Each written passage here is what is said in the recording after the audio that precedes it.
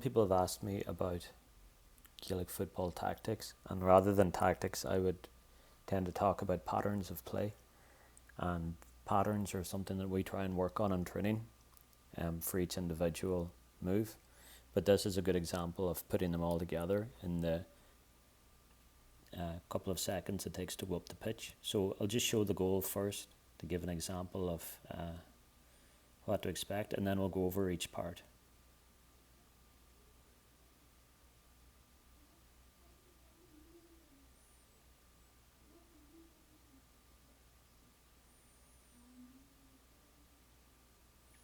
So this is a goal from Jack McCaffrey from the All-Ireland final for Dublin. So if we go back over it from the start, we've got the kick out going out to the left, so that's something we're obviously going to be working on. And the halfback wants the kick out. So once he wants the kick out, he's going for the pop pass over the top, and if you look, it's coming from here. And that's because he's in a really congested area, so he wants to get the ball out of danger as quickly as possible and into space. The man that we're going to watch throughout this is Jack. So Jack is here, and just keep an eye on him as we move up the pitch. So now they're advancing the ball up the pitch. We're going to stop here for the second hand pass. Again, it's a pop pass out in front for the runners, so they don't need to break their stride. The obvious choice here is maybe to go with Jack, who's still on the run, who's sprinting forward, but he doesn't actually want the ball, and if he does get the ball, he's going straight into traffic. So the better option is to go out to the right here, into a little bit more space. So if you continue to watch Jack in the middle, he's going to keep his run going. So now this is the final line of defence here. And this is the pop pass that we're talking about. Watch where the pass is actually delivered. In here we have the 21-yard line and the 13-yard line. So once the ball is delivered, it's out in front of him, one bounce, and he never breaks a stride to get into the ball. So he's taking the ball down, and then he finishes.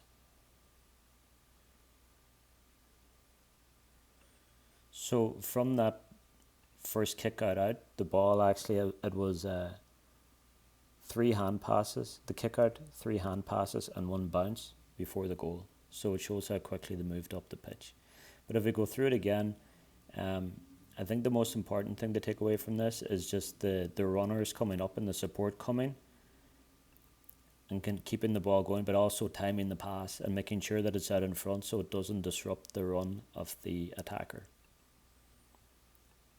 So it's going to land out around here, this is exactly where he's going to arrive, and he's never going to break his stride. So that's the 3 patterns, I would say. The first one being getting the ball in early, so whether it's in a tackle or whether it's from a kick out, it's turning around and trying to get the ball advanced up the pitch as quickly as possible before you come under pressure. That's exactly what happens here. They're boxed in, but he gets the ball out and they start the advance. The second one is he can carry the ball as far as he wants here, but it's actually much faster to use the hand pass to advance the ball forward, and you move a lot quicker. So the first hand pass, the second of the move comes here, and then another. So they've moved the ball in 2 hand passes about 45 yards up the pitch. And the next touch of the ball is going to be a shot on goal. So it shows how quickly you can actually move up without needing to overcarry the ball.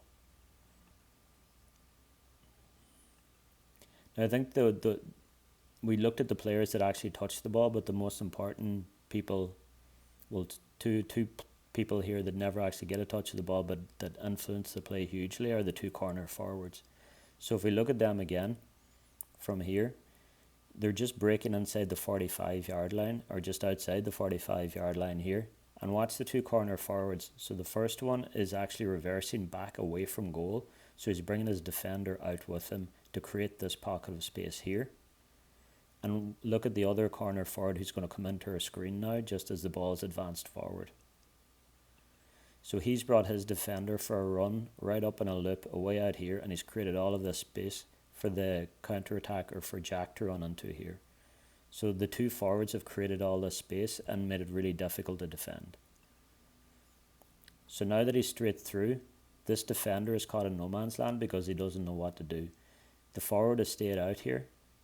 He still wants the ball. He's just giving Jack an additional option to attack forward. So watch him. He's got the hand up now. He's looking for the ball. He's there as an option, and he's forcing the defender to think twice about what he's going to do. So he's got him caught on two minds.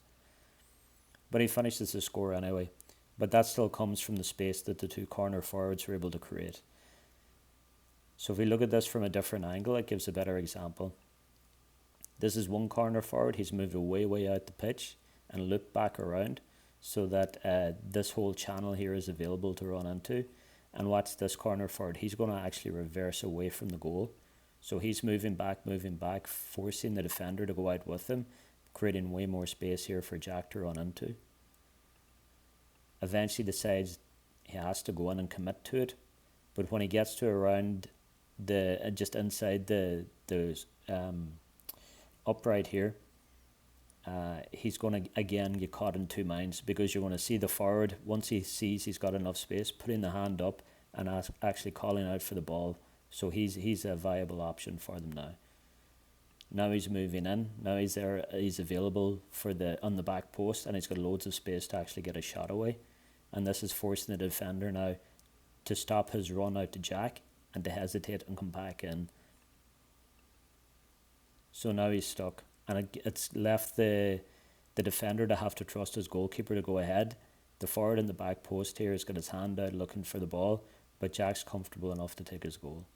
So I think there are a couple of good examples of how, whether you're on the ball or not on the ball, it's just using it smartly and creating space, and you'll be surprised how quickly you can get up the pitch. So I'll just play it one more time and you'll see everything happening now from the kick out.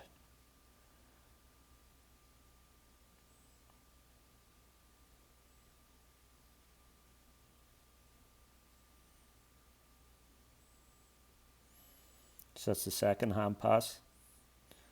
Third, over the top. Once Jack beat the defender there's no stopping him.